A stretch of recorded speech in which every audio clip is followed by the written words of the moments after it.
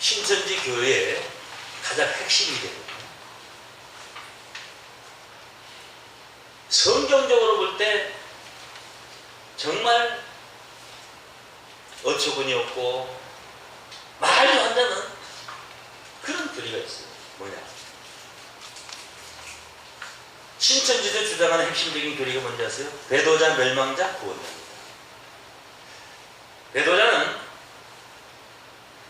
이만희 씨의 영적인 스승이었던 유재일 씨고, 멸망자는 그 유재일 씨가 이삭교회를 정리할 때에 그 교회를 인수한 오평호라는 목사. 요즘에 그 유튜브 동영상 보면 여러분 나와요. 오평호 딱 치면 나옵니다. 그 사람 나와가지고 하는 거예요. 그리고 구원자는 이만희다. 이것은 창세기 3장 15절과 계시록 12장에 해를 입은 여자를 배도자 유지엘 씨라고 이렇게 말하고 있어요. 창세기 3장에 보게 되면은 이 뱀과 여자가 서로 원수가 되고, 뱀의 후손과 여자의 후손이 원수가 된다. 이 말을 신천지에서 주장하는 말을 제가 먼저 창세기 3장 15절 보게 되면 여자와 뱀이 서로 원수가 된다. 이게 원수이다. 여자의 후손과 뱀의 후손이, 이거는 누구 후손이요? 뱀의 후손. 또 원수가 됩니다. 창세기 3장 15절의 내용을 제가 그대로 그림을 그리는 거예요. 뱀이 여자의 발꿈치를 상하겠다 그랬어요.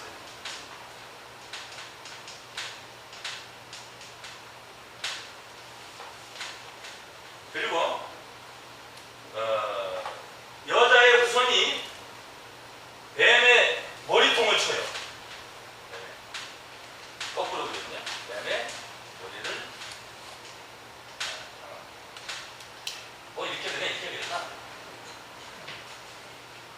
지금 이 내용을 가지고 계시록 12장 5절에 성취된 말씀으로서 신천지 교회에서 뭐라고 얘기하냐면은, 이 뱀은 배도자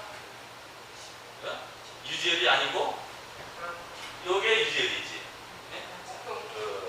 요거는 여자의 후손은 이긴 자, 이거는 이만희 씨. 요거는 아마 유지엘 씨로 볼 거예요. 거기서 나왔으니까. 그리고 요 뱀과 뱀의 후손은 요건 정확하지 않아. 제가 볼 때는 그냥 이주일 씨하고 일곱 머리 열불 짐승 계시록의 그 멸망자 오평호다. 그래서 본인이 그 사람들을 말씀으로 심판해가 쫓아냈다 이거예요. 그런 의미가 되죠. 근데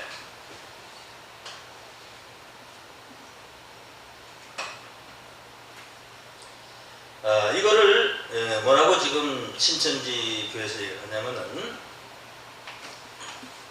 창세기 3장을 보면 뱀과 여자가 원수가 되고 뱀의 후손과 여자의 후손이 원수가 되며 여자의 후손이 뱀의 머리를 상하게 하는 심판을 할 것이라고 한다. 이 말씀이 이루어진 것은 초림 때가 아니고 재림 때, 계시록 12장에서 이루어지게 되는데, 계시록 12장의 사건의 현장과 때와 인물에 대하여 알아보고 창세기와 비교를 하여 보자.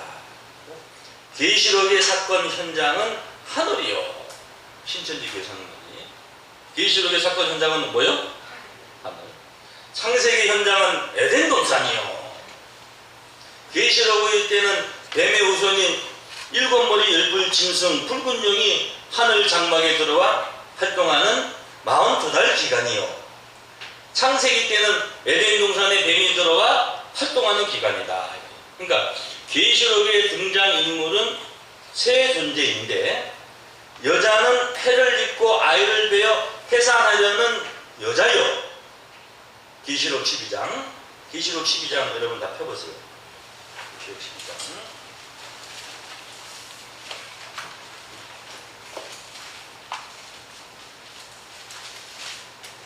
계시록 12장 1절에 보면은 하늘에 큰 이적이 보이니 해를 입은 한 여자가 있는데 그 발 아래에 달이 있고 그 머리에는 12별의 면류관을 썼더라 그랬죠. 그리고 해를 입은 이 여자를 이만희 씨는 유저일이라고 이렇게 말을 하는 겁니다. 그리고 그 뒤에 이 여자가 아이를 베어 이 아이는 바로 이긴 자 이만희라는 거예요. 해산하게 되면 아파서 애써 부르짖더라. 이때 하늘에 또 다른 이적이 보이니 보라 한 큰 붉은 용이 있어 머리가 7개 뿔이 열이라. 이거는 오병호 목사라는 거예요. 누구라고요? 오병호 목사. 잘 갖다 붙입니다. 그 여러 머리에 7 면류관이 있는데 그 꼬리가 하늘별 3분의 1을 끌어다가 땅에 던지더라. 용이 해산한 여자 앞에서 그가 해산하면 그 아이를 삼키고자 하더니 여자가 아들 낳으니 이는 장차 철장으로 만국을 다스릴 남자라. 그러니까 이 유재열 씨가 자기를 낳고 자기가 철장으로 만국을 다스릴 남자인데 자기를 낳고 광야로 도망했다 이거예요. 그 뒤에 보게 되면은 그 여자가 6절에 광야로 뭐하매라? 동감하매. 요걸 제가 이제 얼마나 참 성경을 어거지로 마구잡이로 제멋대로 깨맞춰가지고 해석했는지 정말 이 말씀을 제대로 확인하고 보고 듣는다면은 성경의 무지에서 신천지 교리에 미혹된 많은 사람들이 하나님의 말씀을 바로 알 수 있는 그런 길이 열어지기를 바랍니다. 아멘. 먼저 이 여자가 광야로 도망했다 그랬어요. 그러니까 유지일 씨가 도망했다 이거예요. 도망했다. 자기를 낳고 나서. 근데 사실 여기는 여자가 광야로 도망했다고 했지만은 사실은 도망한 게 아니에요. 6절 보세요. 계시록 10절이죠. 그 여자가 광야로 도망하며 거기서 1260일 동안 다 같이 저를 양육하기 위하여 하나님의 예비하신 곳이 있더라. 그러면 저를 양육하기 위해서 예비하신 곳이 있더라 했으니까 예정된 곳으로 간 거지 도망한 게 아닌 줄로 믿습니다. 도망갔다는 말로 표현을 했지만 사실은 이건 도망한 게 아니에요. 그러면은 이 여자가 유재일 씨라면 유재일 씨는요 이삭교를 정리를 하고 미국 갔어요. 미국 갔다가 와가지고 지금 사업을 해요. 그러면 그 유재일 씨가 도망해가지고 어디 가서 양육을 받았냐? 1260일 양육받은 적 없어요. 그래서 그 문자적인 표현 하나 가지고 이 여자가 바로 자기가 이긴 자, 구원자 그거를 합리화시키기 위해서 자기가 영적인 자기 스승이었던 유재일 씨가 자기를 갖고 뭐요? 도망갔다 이거지. 그 사람은 목회를 포기하고요. 도망간 게 아니고 그때 제가 알기로는 목회를 할 수 없는 입장으로서 그 교회가 완전히 개판 사판 돼가지고 그래가지고 그냥 어떻게 해서 넘기고 외국으로 간 걸로 저는 그렇게 알고 있어요. 미국으로. 근데 그거를 자기를 합리하기 위해서 자기를 나고 도망갔다. 그리고 그 계시록에 나와 12장에 나오는 그 여자로서 이렇게 둔갑을 시켜놨어요. 먼저 이 여자가 누군가? 이 여자가 누구를 상징했나? 보겠습니다. 계시록 12장 1절에서 2절에 보면은 하늘에 큰 이적이 보이니 해를 입은 한 여자가 있는데 이 해를 입었다는 것은요 10편 84장 11절 보게 되면은 여호와 하나님은 해요 방패시라 하나님을 입었다. 그 발 아래에 달이 있다는 것은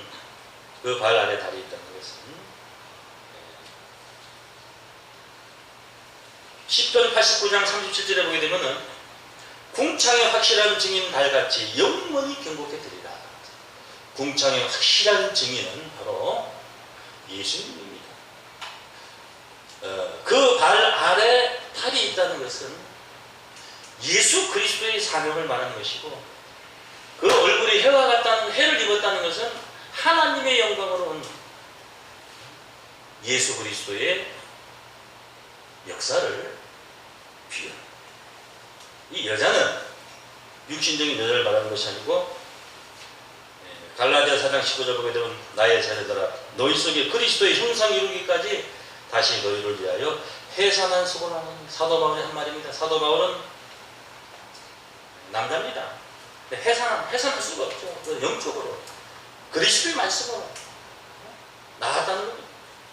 고린도전서 4장 15절 보면 그리스도 안에서 1만 스승이 있으되 아비는 많지 아니하니 예수 안에서 복음으로서 내가 너희를 낳았다. 그래서 복음으로서 낳을 수 있는 입장에 있는 자를 여자로 비유하는 것인데, 목자를 여자로 비유하는 겁니다. 그럼 목자 중에 목자가 누구냐? 야고보서 1장 18절 보게 되면은 그가 그 조물 중에 우리를 진리의 말씀으로 낳습니다. 우리를 자기의 뜻을 쫓아 우리를 진리의 말씀으로 나오신 분은 바로 예수 그리스도인 줄로 믿습니다. 그러므로 여기서 여자라는 것은 육신적인 여자를 말하는 것이 아닙니다. 바로 복음으로서 오늘날 모든 자들을 낳을 수 있는 입장에 계신 예수님을 뒤에서 말씀하는 것이고, 그 얼굴이 해와 같다는 것은 하나님의 영광을 보는 것이고, 그 발 아래 달이 있다는 것은 어두운 세상에 하나님의 그 빛을 가지고 이 어두운 세상에 달과 같이 비춰준 예수 그리스도의 사명을 말씀한 것인 줄로 믿습니다. 여기서 하나 더 중요한 것은 무엇이냐면, 이 여자가 아들을 낳으니, 기억하겠습니다.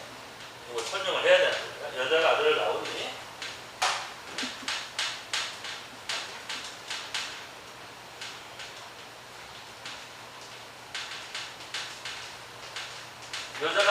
장차 철장으로 만국을 다스릴 남자다. 근데 계시록 2장 26절에 보게 되면은 예수님이 말씀하기를 이기는 자와 끝까지 내 일을 지키는 그에게 철장으로 만국을 다스릴 권세를 준다 그랬어요. 철장 권세를 준다. 누구한테요? 이기는 자. 이거는 여자가 낳은 아들, 여자가 아들을 낳으니 장차 철장으로 만국을 다스릴 남자라, 이 말이나 예수님이 이기는 자에게 철장 권세를 준다는 말이나 같은 말씀인 줄로 믿습니다. 그러므로 이 여자는 하나님으로부터 철장 권세를 받은 예수님을 말씀한 것이고, 받았으니까 줄 수 있는 거 아니에요. 여자로부터 나온 아들, 장차 철장으로 만국을 다스릴 남자는 예수님의 말씀을 끝까지 지키는 자로서, 이기는 자로서, 이긴 자가 아니고 끝까지 다 이겼을 때 다 이기는 거예요. 믿습니까?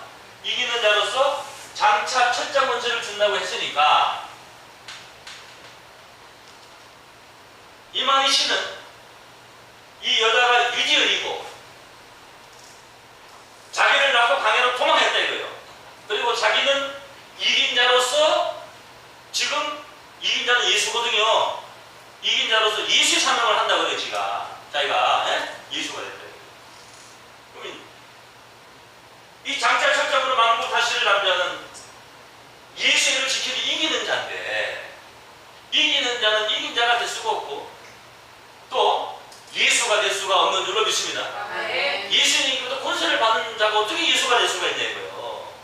그러므로 여자가 낳은 아들은 장차 철장으로 만국을 다스릴 남자로서 예수님의 일을 끝까지 지켜서 이기는 자로서 대신 행할 수 있는 사명자를 말하는 것이지 예수가 될 수가 없고 이긴 자가 될 수가 없는 줄로 믿습니다. 네. 그리고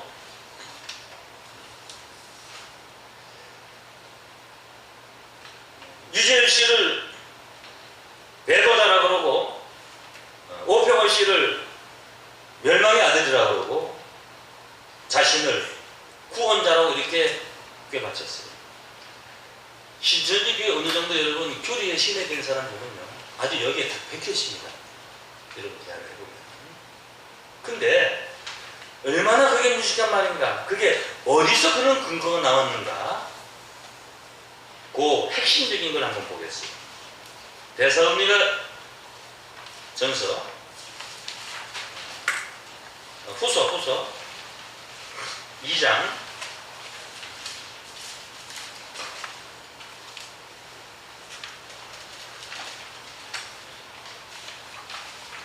1절부터 보면은 형제들아 우리가 너희에게 구하는 것은 우리 주 예수 그리스도의 강림하심과 우리가 그 앞에 모임에 관하여 혹 영어로나 혹 말로나 혹 우리에게 받았다는 편지로나 주의 날에 이르렀다고 시 동심하거나 두려워하거나 하지 아니할 그것이라.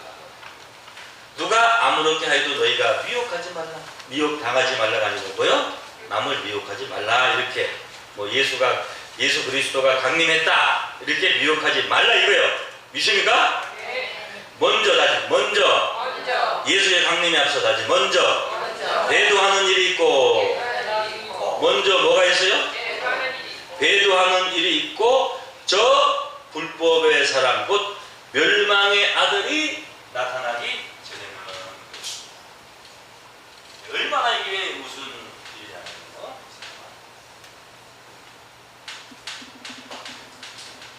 먼저 배도하는 일이 있고 그랬습니다.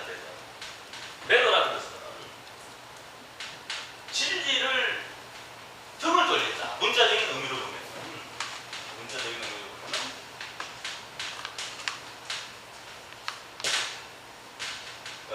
등백자는 기도자입니다. 그러니까 진리를 등을 돌린다. 그러니까 먼저 배도하는 일이 있고 저 무슨 사람이요? 불법의 사람. 다시 곧 무슨 아들이요? 멸망의 아들이 나타나기 전에는 이르지 아니한다. 이것은요 한 사람을 말하는 거예요.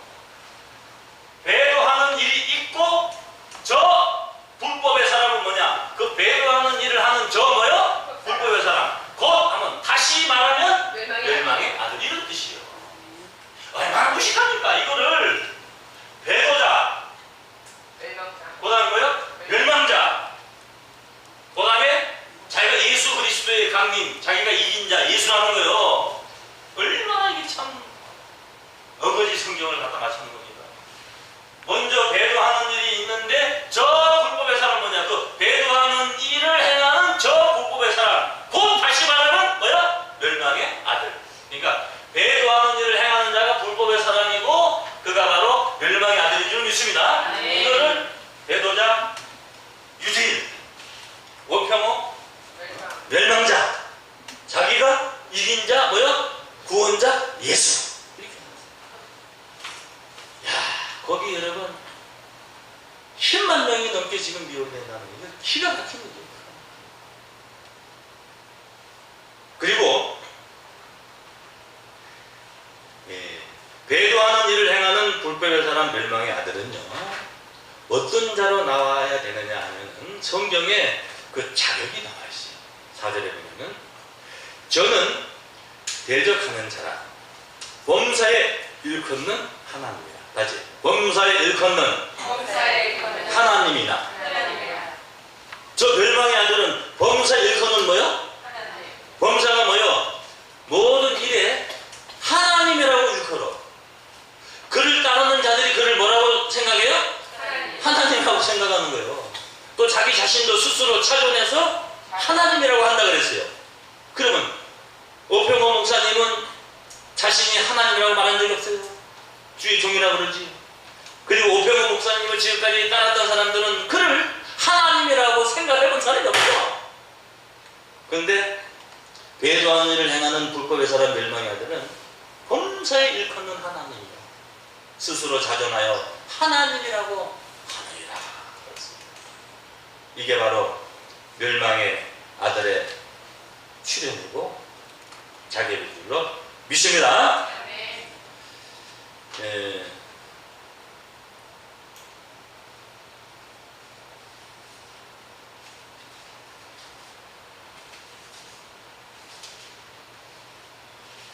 그리고 그 여자가 광야에 도망했다고 했는데 계시록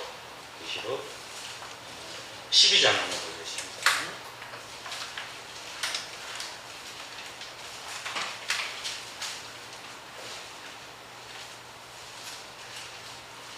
계시록 12장 6절에 보면요, 그 여자가 광야로 도망하며 거기서 2260일을 저를 양육하기 위하여 하나님이 예비하신 것이 있더라. 그러니까 사실은 도망하는 것이 아니고 예정된 하나님의 섭리대로 하나님이 예비하는 곳으로 간 것인 줄로 믿습니다.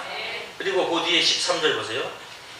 용이 자기가 땅으로 내어 쫓긴 것을 보고 남자를 낳은 여자를 기뻐하는지라 그 여자가 큰 독수리의 두 날개를 받아 광야 자기 곳으로 모여 날아갔어. 그러니까 도망간 거예요? 자기 곳으로 날아간 거예요? 그 뱀의 낯을 피하여 한 때와 두 때와 반 때를 양육받으네. 그 뒤에 계속 읽어볼까요? 여자의 뒤에서 뱀이 그 입으로 물을 강같이 부하여 여자를 물에 떠내려가게 하려 하며 땅이 여자를 도와 그 입을 벌려 용의 입에서 토하는 강물을 삼키니. 이런 말을 어떻게 해명할 수도 없어요. 시간장 지금 다 설명할 수는 없고, 용이 여자에게 분노하여 돌아가서 다지 그 여자의 남은 자손 곧 하나님의 계명을 지키며 예수의 증거를 가진 자들로서, 그러니까 여자의 남은 자손은 하나님의 계명을 지키고 예수의 증거를 가진 자들이니까 이 여자는 예수님을 상징하는 것인 줄로 믿습니다. 예수님의 자손이요. 이 여자의 자손은 누구의 자손이요? 예수의 자손이라는 것은 영적으로